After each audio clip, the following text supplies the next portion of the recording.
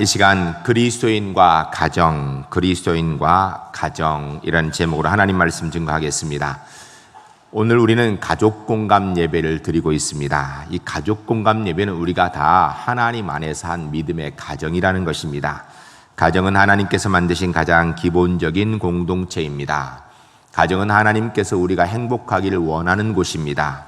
한 목사님이 천국에 가셔서 하나님께 따졌습니다.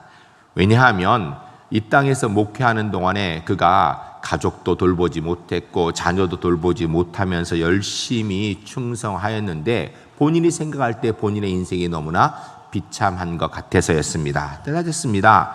제가 주를 위해 세상에서 부귀영화 따르지도 아니했고 심지어는 가정도 버리고 자식도 버리고 충성했는데 왜 하나님께서는 제 가정을 책임져 주지 않으셨습니까? 왜 제 아내와 제 자녀들이 이렇게 불행하게 하셨습니까? 라고 하나님께 따졌습니다. 그러자 하나님 대답하시기를 내가 언제 너뚜루 네 가정 포기하라 그런 적 있니? 나는 내가 내 아내와 행복하라고 내 아내를 만나게 했고 자녀들과 행복하라고 자녀를 허락했다. 나는 한 번도 나를 위해 그들을 포기하라고 말한 적이 없고 나를 위해 나의 일을 위해서 그들을 버리라고 한 적이 없었다라고 말씀하셨습니다.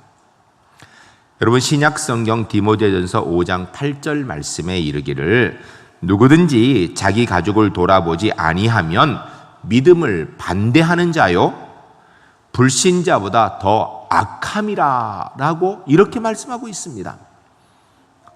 여러분 이것은 극단적인 표현입니다. 가족과 무조건 행복해야 된다는 것입니다. 이것이 하나님의 뜻입니다. 서로 사랑하며 주의 은혜를 이루는 곳이 가정이 되어야 된다는 것입니다.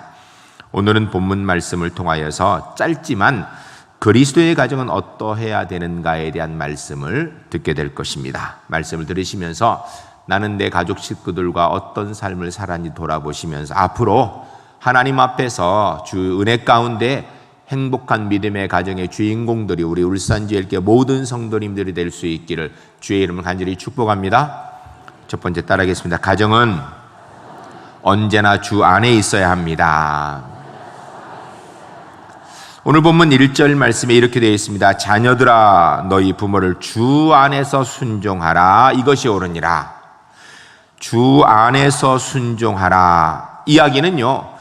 부모의 위치에 있든 자녀의 위치에 있든 가정이 주 안에 있도록 해야 될 책임이 우리 그리스도인에게 있다라는 것입니다. 주 안에서란 이야기는 주님 안에 신앙이 가장 우선적이라는 것을 이야기하는 것입니다. 신앙의 전제가 바로 주 안에 있는 것, 가정의 존재의 전제가 바로 주 안에 있는 것이 가장 중요하다라는 것입니다. 인간관계의 첫 번째 계명인 제5계명이 내 부모를 공경하라 이지요. 그런데 이것의 전제는 바로 하나님 안에서 신앙 안에서라는 것입니다. 신앙의 문제가 아니면 절대 부모에게 순종하고 공경해야 된다는 말이기도 하고요. 신앙 안에서이기 위해서 우리 불신 가족들 먼저 예수 믿게 하는 것이 무엇보다도 가장 우선적이 돼야 된다라는 말씀입니다. 우리 울산제일교회 성도님들 다음 주에 우리 가족 공감 예배가 있는데 정말 우리 불신 가족들 주께로 돌아올 수 있는 구원의 은혜의 시간으로 함께 만들어가는 복됨이 있으시기를 주의 이름을 간절히 축복합니다. 두 번째 따라하겠습니다. 효도는 부모님께 순종하고 공경하는 것입니다. 1절, 2절, 3절 말씀 우리가 성경을 다시 한번 읽도록 하겠습니다. 읽으실 때 효도는 하나님이 뭐라고 얘기하시는 것인가 생각하면 같이 읽겠습니다. 자녀들아 너희 부모를 주 안에서 순종하라. 이것이 옳으니라. 내 아버지와 어머니를 공경하라. 이것이 약속 있는 첫 계명이니 이는 내가 잘되고 땅에서 장수하리라. 아멘. 부모에게 어떻게 해야 된다고 얘기하는가? 순종해야 된다고 먼저 이야기합니다. 여러분 순종은 내 뜻대로 하는 것이 아니라 순종의 대상의 뜻대로 하는 것입니다.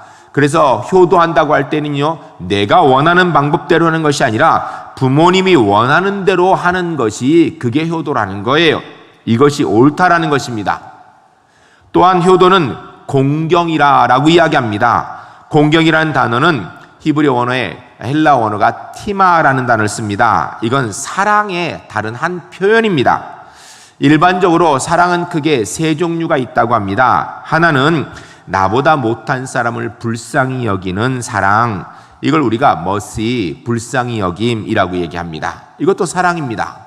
두 번째 사랑은 수평의 사랑입니다. 친구들을 사랑하는 것, 나와 동등한 위치에 있는 사람을 사랑하는 것, 이거 프렌드십이라고 이야기합니다. 이것도 사랑입니다. 그런데 세 번째 사랑은 상대방을 나보다 더 높여 공경하는 것, 더 높여서 존경하는 마음을 갖는 것, 이거 사랑인데요. 이게 바로 공경입니다. 부모는 공경의 대상이지 불쌍히 여기거나 동등하게 여겨야 될 대상이 아니다라는 것입니다.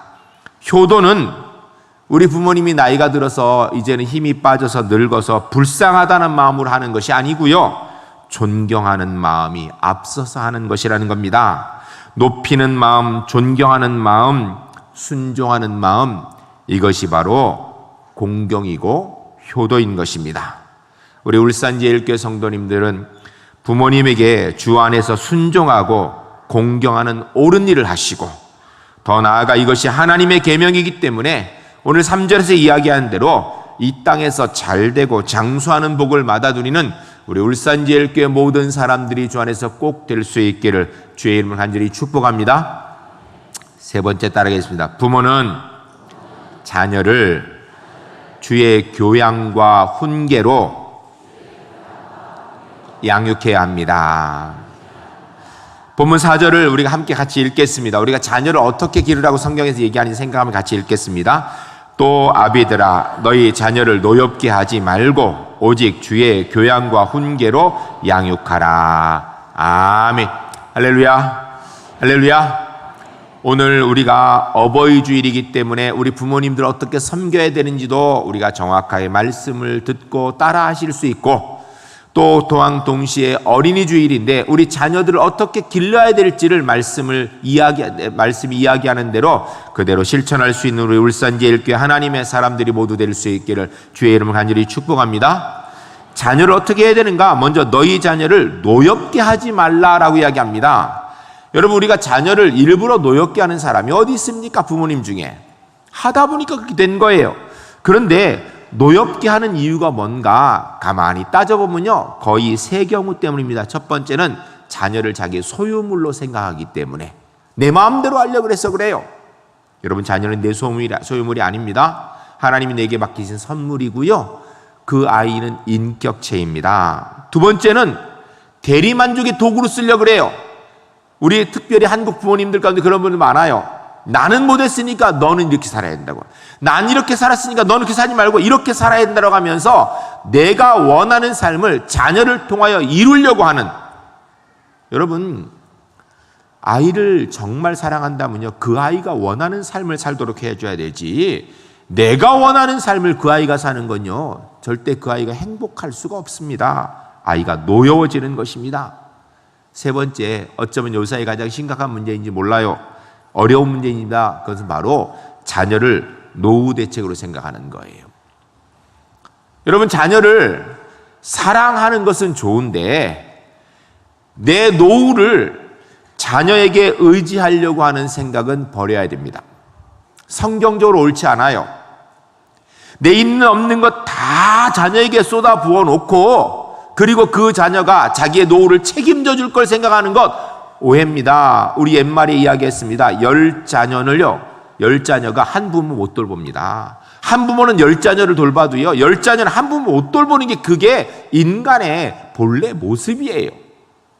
그런데 아이들이 나의 노후 대책이 될 줄로 생각하면 나중에 실망하고 결국 아이들이 노엽게 되는 거예요. 이거 해서는 안 됩니다. 자녀를 사랑했습니까? 그걸로 만족합시다. 사랑은 대가를 기대하지 않는 것입니다. 자녀는 하나님의 선물입니다. 인격을 가진 존재입니다.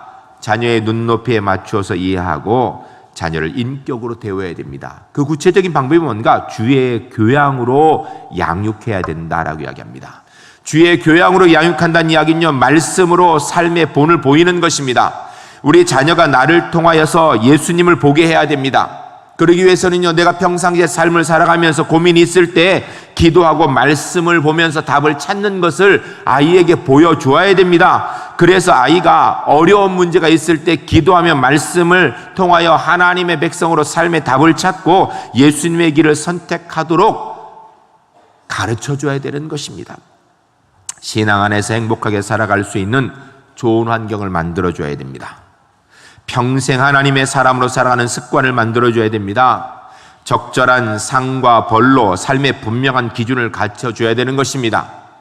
여러분, 내 자녀 귀하다고 무조건 감싸기만 하고 잘한 것도 잘했다고 하고 못한 것도 잘했다고 하면 이거 심각한 문제가 되는 거예요. 잘한 건 칭찬해야 됩니다. 잘못한 건 책망해 주어야 됩니다. 책망 없는 무조건적인 관용은요, 아이를 망치게 되는 것입니다. 무조건 내 자식 편들어 주게 되면 안 되는 거예요. 아이를 주의 교양으로 양육해야 됩니다.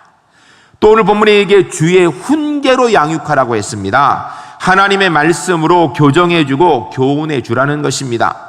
여러분, 말을 우습게 생각하지 마세요. 우리가 평상시에 말 한마디 두마디 하는 것들이요, 그것이 모이면 결국은 마음에 새겨지는 것입니다. 세뇌되는 것입니다. 자녀에게 옳은 말만 하시기 바랍니다. 내가 평상시 말하는 게 별로 안 올라도요, 아이 앞에서는 옳은 말만 하시기 바랍니다. 거짓말이라도 옳은 말만 하세요. 왜냐하면 그것이 아이를 훈계하는 방법이기 때문이에요.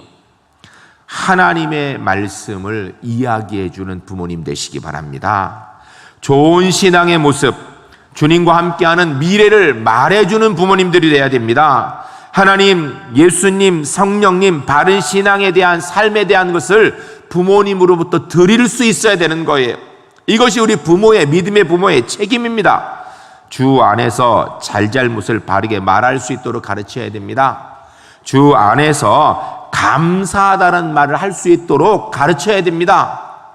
여러분, 아이들이요, 부모에게 감사하다는 걸 배우지 않아서 실제로 삶의 현장에 감사하다는 말을 할 줄 몰라요.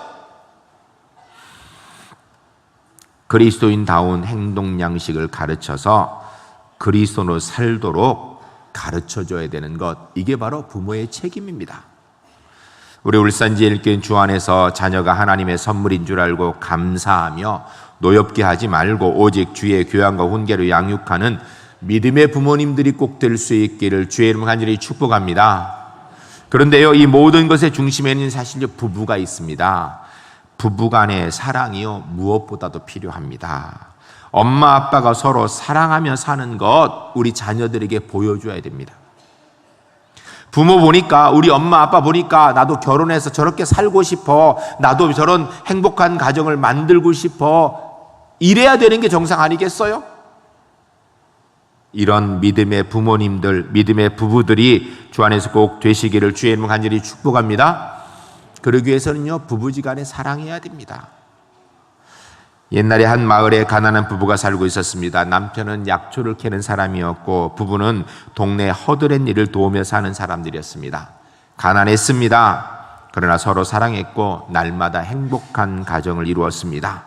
어느 날 원인 모르게 아내가 시름시름 앓기 시작했습니다. 약초꾼인 남편이 아내의 병을 치료하기 위해서 온갖 약초를 구해다가 먹여봤지만 백약이 무효하였습니다.